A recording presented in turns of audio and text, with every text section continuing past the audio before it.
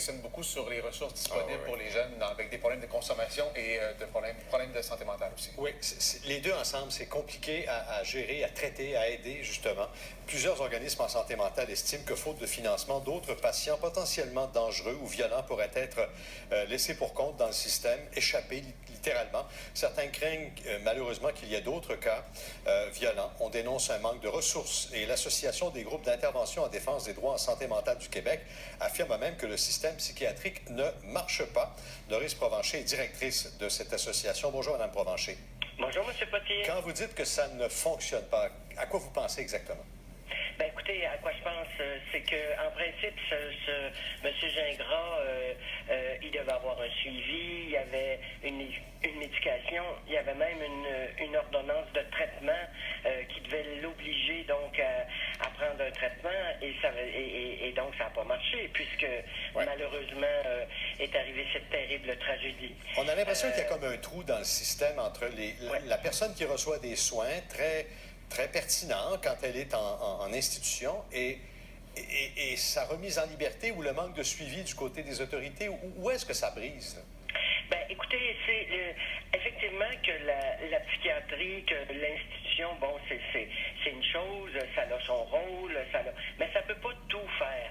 La personne, quand elle sort de là, elle vit dans une communauté, elle est dans un quartier, elle est dans une ville, elle a besoin donc d'avoir près d'elle, autour d'elle, des services qui peuvent l'aider, donc que ce soit un groupe d'entraide, les services de crise. Il devrait y avoir des services de crise partout au Québec. Services de crise, c'est un endroit où si je ne vais pas bien, je peux aller, plutôt que de me rendre à l'hôpital, ben je peux aller dans ce centre de crise où on va m'accueillir, on va m'héberger. Je passe quelques jours, la crise baisse et après, je peux retourner à la maison.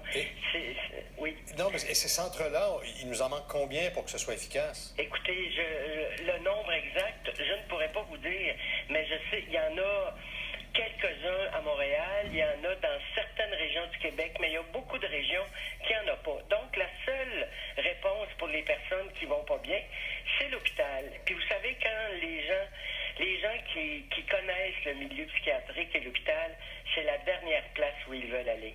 Parce qu'à l'hôpital, oui, on te donne des soins, mais oui, on te contrôle aussi. Faut que tu fasses bien attention à ce que tu vas dire, parce que tu peux te retrouver dans une salle d'isolement pour mille et une raisons. Tu peux donc, les gens, les services à proximité, près de la communauté, puis vous savez, on n'est pas les seuls à le dire, c'est dit partout dans le monde. Ça relève du bon sens, à mon avis. Est-ce que vous subissez, est-ce que des centres que vous représentez manquent de ressources? Est-ce qu'il y a des baisses de budget? Ben, c'est-à-dire que l'association où moi je travaille, ce sont des organismes en défense de droit. Mais je sais très bien que tout le milieu communautaire travaille avec des ressources limitées, travaille d'arrache-pied pour essayer d'offrir des services. Parce que vous savez, M. Potier, il y a beaucoup de souffrance dans notre société. Oui. Peu importe le diagnostic qu'on lui donne, il y a énormément de souffrance. Ça, c'est bien sûr, c'est un cas terrible, M. Gingras. Mais vous savez, les gens qui souffrent de problèmes de santé mentale et qui ont des difficultés et qui sont beaucoup plus violents par rapport à eux-mêmes que par rapport aux autres. Et ça, c'est terrible. Ouais.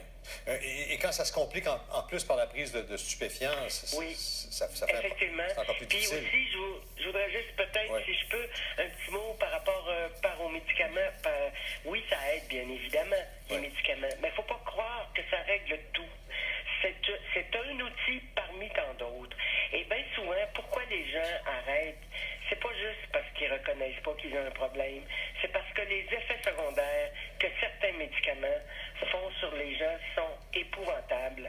Et quand on m'explique pas ce que je prends, quand on me prévient pas que je risque d'avoir tel ou tel effet secondaire, et je prends ça, puis je vis toutes sortes d'affaires, et je comprends pas, à un moment donné, j'ai envie d'arrêter ça, puis de reprendre ma vie en main.